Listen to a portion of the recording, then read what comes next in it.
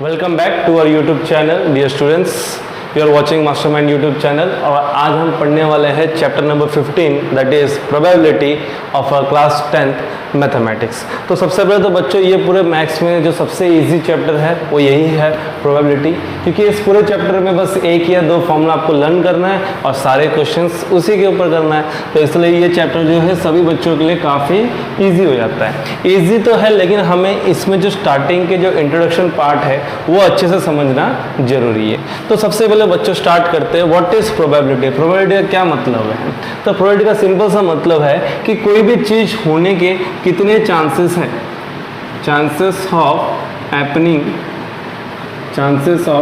Happening any event. Any event मतलब क्या बच्चों? इवेंट मतलब कोई चीज जो हम चाहते हैं, ठीक है, उसके होने के कितने चांसेस है। प्रोबेबिलिटी को अगर हम हिंदी में बोलते हैं तो संभावना है कि नहीं। तो कोई चीज़ होने के कितने संभावना है, कितने परसेंट चांसेस है कोई चीज़ होने के, इसको हम बोलते हैं प्रोबेबिलिटी। तो chances of happening any event. Clear बच्चों? अब ये इवेंट क्या होता है, जैसे कि अभी हमने कोई एक एग्जांपल लेते हैं। लेट अस सपोज मैं एक कॉइन को टॉस कर रहा हूँ, एक कॉइन को हम क्या कर रहे हैं, टॉस कर रहे हैं। तो बच्चों बताओ, कॉइन को टॉस करेंगे तो क्या आता है? या तो हेड आएगा या तो टेल आएगा। तो जो हेड आने के जो चांसेस है, मतलब इवेंट जो है हमको हेड चाहिए।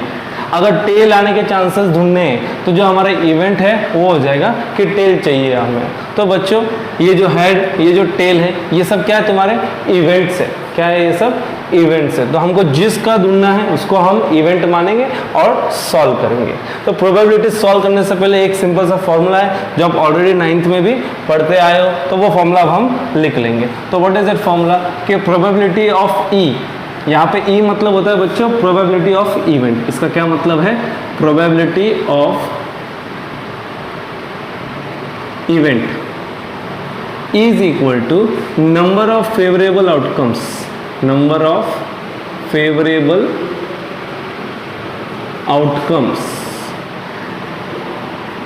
upon total possible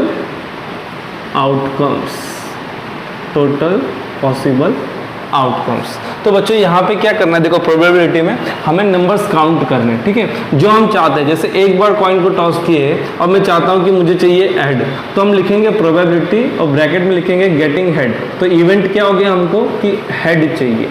तो ये जो बच्चों ई जो नाम दिया हमने वो है इवेंट का। आपको ये फॉर्मूला हर क्वेश्चन में लिखना है और आंसर शीट में एग्जामिनर को बताना है कि probability of any event is equal to number of favourable outcomes. उस एक्सपेरिमेंट में जो आपका इवेंट है उसके आने के कितने फेवरेबल आउटकम्स है। फेवरेबल मतलब जो हमको चाहिए, हमको फेवर कर रहे हैं, ठीक है, अपॉन टोटल पॉसिबल आउटकम्स, मतलब उस पूरे एक्सपेरिमेंट में कितने आउटकम्स है। अब बच्चों एक्सपेरिमेंट क्या है? जैसे मैंने यहाँ पे एक कॉइन को टॉस किया तो वो एक एक्सपेरिमेंट है। अगर मैं एक डाइस को थ्रो करूं तो वो एक एक्सपेरिमेंट है, ठीक है। अगर मैं दो कॉइन को एक साथ टॉस करूं तो ये एक एक्सपेरिमेंट है। तो एक्सपेरिमेंट मतलब ऑलरेडी जो हम परफॉर्म कर रहे हैं, उसका रिजल्ट क्या है, उसके रिजल्ट को हम बोलते हैं इवेंट्स, ठीक है। मैंने एक बार कॉइन को टॉस किया है तो कॉइन को टॉस करने पे या तो हेड आएगा या तो टेल आएगा। अब हेड आने के कितने चांसेस है वो मुझे ढूंढना है, तो उसको बोलेंगे प्रोबेबिलिटी ऑफ गेटिंग हेड। अगर मुझे टेल आने के कितने चांसेस ढूंढने हैं तो प्रोबेबिलिटी ऑफ गेटिंग टेल, ठीक है। तो यहाँ पे अगर मैं बात करूँ एक कॉइन टॉस करने पे अगर मुझे हेड चाहिए तो हेड कितना है? एक ही है, तो हम ऊपर लिखते हैं 1। और ये एक कॉइन को टॉस करने पे क्या क्या हो सकता था? हेड भी आ सकता था और टेल भी आ सकता था। तो कितने पॉसिबल आउटकम्स थे? 2। तो बच्चों समझ में आ रहा है? तो नीचे जो है टोटल पॉसिबल आउटकम्स हम लिखेंगे दैट इज 2। टू। तो ऊपर जो हम लिखेंगे जो हमको चाहिए, जैसे अगर हमको टेल चाहिए तो प्रोबेबिलिटी ऑफ गेटिंग टेल लिखेंगे ब्रैकेट में, P of getting tail is equals to tail चाहिए तो टेल कितने बच्चों? एक बार कॉइन को टॉस करेंगे तो एक ही टेल आएगा, तो ऊपर आ जाएगा 1। और एक बार कॉइन को टॉस करेंगे तो कितने आउटकम से बच्चों? 2, तो नीचे आ जाएंगे 2। सो दैट इज 1/2, ठीक है। एक और एग्जाम्पल ले लेते हैं बच्चों हम। तो बच्चों अब हम ले लेते हैं एक और एग्जांपल जहाँ पे हम एक डाइस को थ्रो करते हैं, ठीक है। जब बचपन में हम लूडो खेलते या सांप सीढ़ी खेलते थे तो हम क्या थ्रो करते थे? एक डाइस को थ्रो करते थे, ठीक है। इसको डाई या डाइस दोनों बोल सकते हैं, ठीक है। तो जब डाइस को थ्रो करते हैं बच्चों, तो डाइस में कितने पॉसिबल आउटकम्स है? डाइस में 6 पॉसिबल आउटकम्स है, 1 2 3 4 5 6, तो इतने सारे पॉसिबल है। तो कितने पॉसिबल है बच्चों? 6 अलग अलग नंबर पॉसिबल है। तो पहले आपको ये देख लेना कोई भी एक्सपेरिमेंट में, अब यहाँ पे एक्सपेरिमेंट था, हमने डाइस को थ्रो किया, तो इसमें कितने आउटकम्स आ रहे हैं? टोटल आउटकम्स है 6। अब मुझे क्वेश्चन के ऊपर डिपेंड करता है कि मुझे क्या चाहिए। लेट्स से क्वेश्चन है कि what is the probability of getting even number, what is the probability of getting even number. ठीक है डियर स्टूडेंट्स, इवन नंबर चाहिए, वो उसका प्रोबेबिलिटी क्या है? तो पहले सबसे पहले लिखेंगे प्रोबेबिलिटी ऑफ एनी इवेंट, हम फॉर्मूला लिखेंगे, हर क्वेश्चन में क्या लिखेंगे? पहले फॉर्मूला लिखेंगे, probability of event is equals to number of favourable outcomes, number of favourable outcomes upon total possible outcomes. ठीक है, हर क्वेश्चन में हम ये फॉर्मूला लिखेंगे जब सॉल्व कर रहे हैं, इसी तरीके से हम सॉल्व करेंगे। ठीक है, तो अब इसमें आ जाएगा, देखो प्रोबेबिलिटी ऑफ, मुझे चाहिए इवन नंबर, सो हम ब्रैकेट में लिखेंगे गेटिंग इवन नंबर। क्या लिखेंगे? Getting even number. अब बताओ बच्चों, ये 6 में से इवन कितने? 2 4 6, तो कितने हुए? 1 2 3, तो 3 इवन है, और टोटल कितने हैं? टोटल 6 है, सो 3/6 दैट इज 1/2, दैट इज 1/2। ठीक है बच्चों, तो इस हिसाब से आपको क्वेश्चंस को सॉल्व करना है। एक ही फॉर्मूला है जो हर क्वेश्चन में हम लगाएंगे, that is probability of event is equals to number of favourable outcomes upon total possible outcomes. ये फॉर्मूला आपको एज इट इज लर्न करना है और सारे क्वेश्चंस में सॉल्व करने से पहले लिखना है। अब क्वेश्चन में आपको ये समझना है कि क्या पूछा है, कौन सा एक्सपेरिमेंट है, कौन से इवेंट्स है। तो हम थोड़ा डिटेल में और डिस्कस करेंगे। तो अब हम समझते हैं डिटेल में और इवेंट्स के बारे में। तो व्हाट आर इवेंट्स? तो जैसे मैंने बच्चों आपको बताया कि मैंने कॉइन को टॉस किया, ठीक है, कॉइन को टॉस किया, सो कॉइन को 1 टाइम टॉस कर रहे हैं हम, कॉइन को 1 टाइम्स हम टॉस कर रहे हैं, तो हमको पता है कि जो आएगा वो या तो हेड आएगा या तो टेल आएगा। ठीक है, तो ये मैं सेट के फॉर्म में लिख रहा हूँ, इसको हम सैंपल स्पेस भी बोलते हैं। क्या बोलते हैं? सैंपल स्पेस भी बोलते हैं। ठीक है, आपको कॉइन और डाइस का क्वेश्चन आएगा तो आपको सैंपल स्पेस बनाना जरूरी है। ठीक है, अब इस सैंपल स्पेस में 2 एलिमेंट्स है। कितने एलिमेंट्स हैं? 2 एलिमेंट्स, हेड और टेल। तो एक एक को हम क्या बोलेंगे? एलिमेंट्री इवेंट्स बोलेंगे। क्या बोलेंगे बच्चों? एलिमेंट्री इवेंट्स, एलिमेंट्री इवेंट्स बोलेंगे। ठीक है, अब जैसे हमने डाइस को थ्रो किया, ठीक है, डाइस को थ्रो किया 1 टाइम। अब डाइस को थ्रो करते तो बच्चों क्या आएगा? 1 2 3 4 5 6। तो ये जो एक है, एक 1 का प्रोबेबिलिटी आप ढूंढोगे तो 1/6 आएगा, 2 का ढूंढोगे 1/6 आएगा, 3 का ढूंढोगे 1/6, 4 का ढूंढोगे 1/6, 5 का ढूंढोगे 1/6, 6 का ढूंढोगे 1/6। तो हर एक एलिमेंट को हम क्या बोलते हैं? Elementary events. क्या बोलते हैं? Elementary events. तो तुम ऐसे बोल सकते हो एलिमेंट्री इवेंट्स वो इवेंट्स हैं जिसमें सिर्फ ओनली 1 एलिमेंट हो, जिसमें सिर्फ 1 एलिमेंट हो, उसको हम बोलेंगे एलिमेंट्री इवेंट्स। उसको हम क्या बोलेंगे? Elementary events. समझ में आ रहा है डियर स्टूडेंट्स? एलिमेंट्री इवेंट्स मतलब क्या? जो भी आपका एक्सपेरिमेंट है उसमें जितने भी आउटकम्स हैं, एक एक आउटकम को हम एलिमेंट्री इवेंट्स बोलेंगे। एक एलिमेंट जो है उसको हम एलिमेंट्री इवेंट्स बोलेंगे। क्वेश्चन में तो कुछ भी पूछा सकता है कि find the probability of getting a number greater than 4। Greater than 4 मतलब क्या? 5 और 6, तो वो हो जाएगा हमारा 2/6 1/3।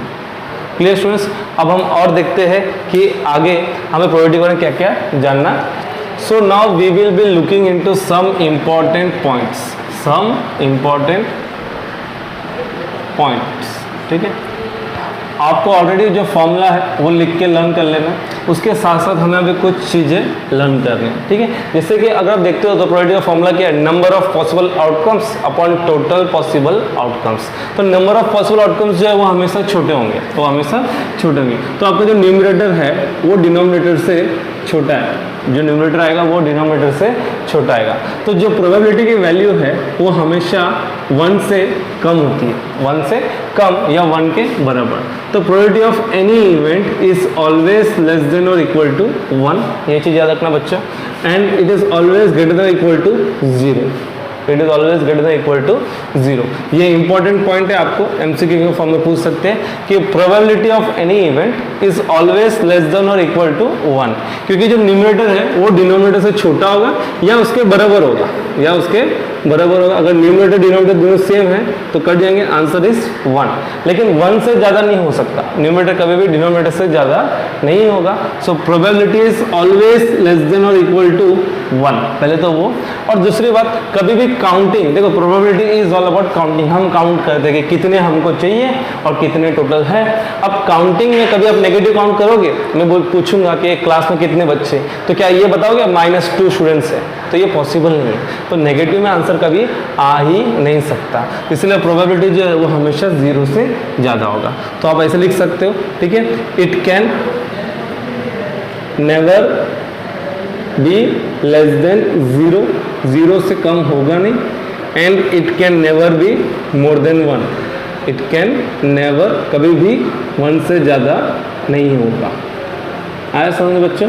तो प्रोबेबिलिटी का आपको एक रेंज पता चल गया कि प्रोबेबिलिटी जो है 0 से 1 तक ही होगा। चाहे दुनिया का कोई भी इवेंट हो, कोई भी इवेंट ले लो, उसका प्रोबेबिलिटी आपको 0 और 1 के बीच में ही मिलेगा। और आप जब भी प्रोबेबिलिटी को फ्रैक्शन में लिख रहे हो, जब भी आप फ्रैक्शन में लिख रहे हो, जो न्यूमरेटर है वो हमेशा डिनोमिनेटर से छोटा ही होना चाहिए। तो अगर मैं आपको पूछूं क्या 5/4 किसका प्रोबेबिलिटी है, आंसर इज नो, क्योंकि 5 जो ऊपर है वो बड़ा नंबर है। क्या 4/5 किसी का प्रोबेबिलिटी है, आंसर इज यस। 4 ऊपर है, 5 नीचे, ऊपर छोटा नंबर होगा चलेगा, ऊपर बड़ा नंबर आएगा तो वो प्रोबेबिलिटी हो ही नहीं सकता, क्योंकि फिर 1 से ज़्यादा हो जाएगा। देखो 5/4 को डिवाइड करोगे तो 1 से ज़्यादा हो जाएगा। तो ये कुछ इंपॉर्टेंट पॉइंट्स थे जो आपको नोट करने हैं। इसके साथ साथ और एक है जो आपको याद रखना है, वो भी मैं आपको बता देता हूँ। जैसे कि अब जितने भी एलिमेंट्री इवेंट्स थे, सम ऑफ प्रोबेबिलिटीज, जितने भी एलिमेंट्री इवेंट्स है सबका प्रोबेबिलिटीज ले लो। Sum of probabilities of all elementary events, of all elementary events is 1। ये आपको एक पॉइंट याद रखना है। इसका मतलब मैं बताता हूँ, जैसे कि हमने डाइस थ्रो किया था, तो डाइस थ्रो करेंगे तो क्या आएगा आउटकम, 1 2 3 4 5 6। अब 1 के प्रोबेबिलिटी क्या है, 1/6, टोटल 6, हमको 1 चाहिए तो 1/6।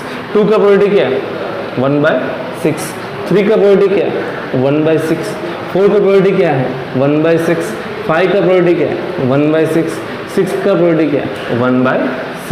तो अब देखो ये सारे एलिमेंट्री इवेंट्स हैं, एक एक को हम क्या बोलेंगे, एलिमेंट्री इवेंट्स। तो 6 के मैंने प्रोबेबिलिटी ढूंढ लिया, अब सबको हम प्लस कर देंगे, सबको हम क्या कर देंगे बच्चों, प्लस कर देंगे। तो सम मतलब क्या होता है, प्लस सम ऑफ प्रोबेबिलिटीज, सभी के सब सारे एलिमेंट्री इवेंट्स के आपको प्रोबेबिलिटीज ढूंढना है और प्लस करना है। तो आंसर क्या आएगा, 6/6 दैट इज 1। तो हमेशा जितनी भी प्रोबेबिलिटीज है उसका सम कितना होगा, 1 होगा, सारे एलिमेंट्री इवेंट्स का। जैसे एक बार कॉइन को टॉस करेंगे तो या तो हेड आएगा या तो टेल आएगा। तो हेड लाने के प्रोबेबिलिटी क्या है, एक बार कॉइन को टॉस किया, एक बार कॉइन को हमने टॉस किया तो हेड लाने का प्रोबेबिलिटी क्या है, एक ही बार हेड आएगा तो 1, और टोटल कितने हो सकते हैं, या तो हेड हो सकता है या तो टेल हो सकता है, तो 1/2।